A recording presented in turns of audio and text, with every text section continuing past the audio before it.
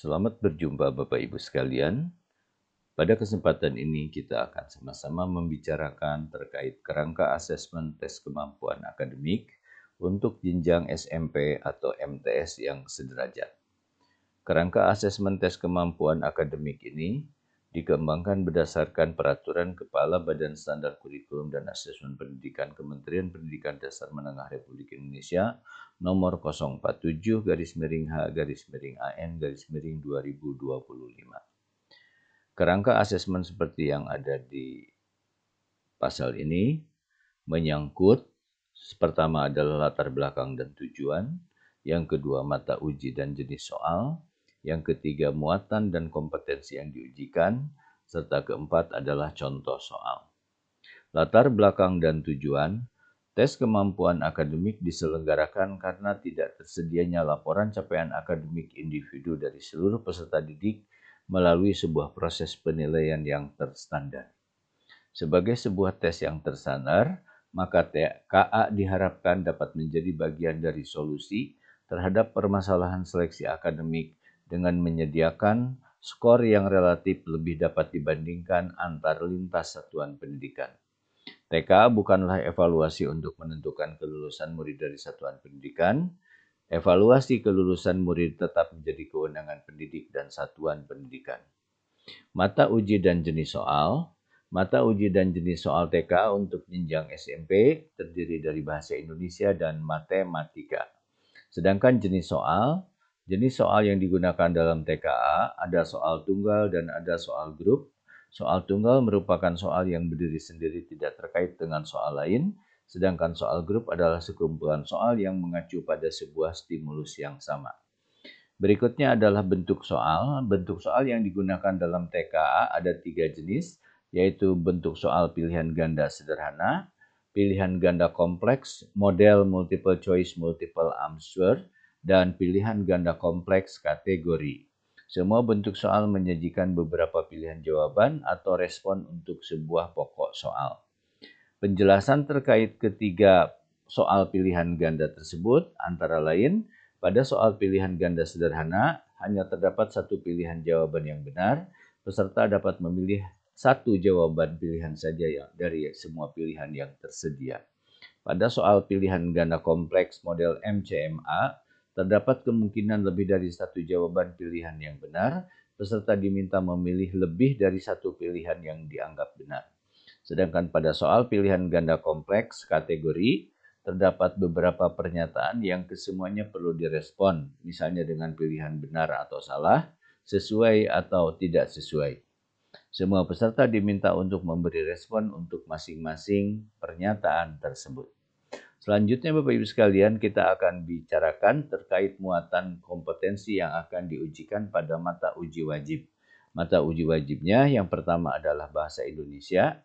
Untuk bahasa Indonesia, TKA Bahasa Indonesia difokuskan pada salah satu keterampilan berbahasa, yaitu membaca. Membaca dipilih sebagai fokus karena merupakan keterampilan yang menjadi pondasi untuk terus belajar dan bekerja pada era teknologi yang berubah dan berkembang dengan sangat cepat.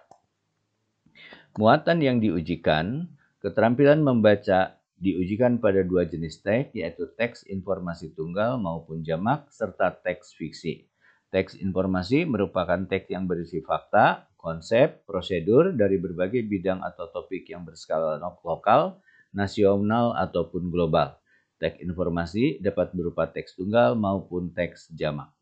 Yang kedua adalah teks fiksi. Teks fiksi merupakan cerita rekaan yang dapat bersifat faktual berupa sejarah atau biografi, atau realisme dengan latar cerita konkret atau abstrak, tokoh berkarakter bulat, konflik tunggal atau jamak dengan penyelesaian tertutup, alur campuran, dan sudut pandang orang ketiga. Karakteristik kosakata, kalimat, dan wacana yang digunakan dalam TKA. Karakteristik kosakata terdiri dari kata umum, kata berimbuhan, konfiks, kata abstrak, makna denotatif, istilah teknis, makna konotatif dalam konteks tertentu. Sedangkan karakteristik kalimatnya, jumlah kata per kalimat antara 5-9 kata, berupa kalimat tunggal dengan berbagai pola dan kalimat majemuk setara. Sedangkan karakteristik wacana, kohesi penyulihan atau substitusi, konjungsi antar paragraf perbandingan dan penekanan intensifikasi, penggunaan tanda baca untuk mendukung deskripsi dengan panjang teks antara 200 sampai 250 kata. Kompetensi aspek keterampilan membaca yang diukur antara lain mencakup mengidentifikasi informasi tersurat dalam teks, menyusun ulang, mengelompokkan, membuat ikhtisar, dan menyajikan kembali informasi tersurat dalam teks, mengidentifikasi dan menyimpulkan informasi tersirat dalam teks, menilai gagasan, fakta, atau opini dalam teks, dan menanggapi isi teks, merefleksi diri dengan tokoh atau kejadian, dan menanggapi bahasa penulis dalam teks. Kompetensi berikutnya terkait pemahaman tekstual, yaitu kemampuan memahami informasi yang dikemukakan secara eksplisit, mengelompokkan, menyusun ulang, dan menyajikan kembali informasi secara eksplisit dari teks. Pemahaman inferensial, yaitu kemampuan untuk menarik kesimpulan berdasarkan informasi yang tersirat di dalam teks, dan kompetensi evaluasi dan apresiasi, yaitu kemampuan untuk membuat penilaian terhadap ide, menanggapi teks secara emosional dan estetis, dengan mempertimbangkan dampaknya terhadap perasaan, imajinasi, serta penggunaan bahasa oleh penulis. Secara tabulasi, ini adalah kompetensi-kompetensi yang diujikan dalam bahasa Indonesia. Ada pemahaman tekstual, ada pemahaman inferensial, dan ada evaluasi apresiasi. Terkait pemahaman tekstual, antara lain mengidentifikasi penggunaan kosakata umum dan khusus dalam berbagai bidang, mengidentifikasi objek berdasarkan kosakata yang digunakan dalam teks fiksi atau non-fiksi, menyusun kembali informasi dari teks dalam bentuk ikhtisar atau bagan, serta mengidentifikasi informasi tersurat di dalam teks. Terkait pemahaman inferensial, antara lain menyimpulkan ide pokok, gagasan pendukung, amanat, tokoh, peristiwa, dan atau nilai-nilai dalam teks, menyimpulkan perubahan sederhana pada objek, karakter, atau latar dalam teks fiksi atau non-fiksi, serta menjelaskan makna ungkapan yang digunakan di dalam teks. Bagian terakhir adalah kompetensi evaluasi dan apresiasi, antara lain mencakup menilai relevansi peristiwa dalam teks dengan kehidupan sehari-hari berdasarkan pengalaman atau pengetahuan pribadi, menilai kesesuaian antar unsur dan atau antar informasi dalam teks, serta menyimpulkan respon emosional terhadap unsur teks fiksi. Demikian untuk kompetensi bahasa Indonesia. Selanjutnya kita bicarakan kompetensi matematik untuk jenjang SMP atau MTS yang sederajat. Matematika yang digunakan di dalam tes kemampuan akademik adalah untuk mengukur kemampuan murid dalam memahami fakta, konsep, prinsip, dan prosedur matematik, serta kemampuan mereka dalam menerapkan pengetahuan matematik untuk menyelesaikan masalah dalam bentuk problem solving.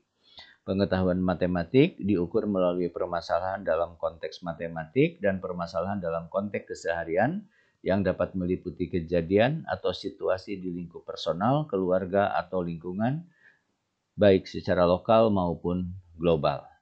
Adapun muatan yang dikembangkan dalam TKA matematik merujuk pada elemen kurikulum atau materi matematik yang dipelajari murid pada kurikulum 2013 dan kurikulum Merdeka. Elemennya mencakup bilangan, geometri dan pengukuran, serta data dan peluang. Adapun kompetensi matematik yang diukur dalam tes kemampuan akademik antara lain pengetahuan matematika, representasi matematis, penalaran, pemecahan masalah matematis, dan koneksi matematis. Kemampuan matematis diukur pada 3 level kognitif, yaitu pengetahuan dan pemahaman, knowing and understanding. Kemampuan kedua adalah aplikasi, applying, dan penalaran, reasoning. Kemampuan matematis dalam setiap cakupan subelemen memungkinkan diukur dalam satu atau beberapa level kognitif, di mana setiap level kognitif akan mencakup beberapa proses berpikir. Demikian Bapak Ibu yang bisa saya sampaikan terkait kerangka tes kemampuan akademik untuk jenjang SMP atau MTS yang sederajat. Adapun secara detailnya saya lampirkan di link paparan ini, sekaligus dengan contoh soal yang akan setara dengan tes kemampuan akademik yang akan dihadapi oleh anak-anak kita. Demikian Bapak Ibu sekalian, mudah-mudahan pembicaraan ini memberikan manfaat. Terima kasih, sampai jumpa.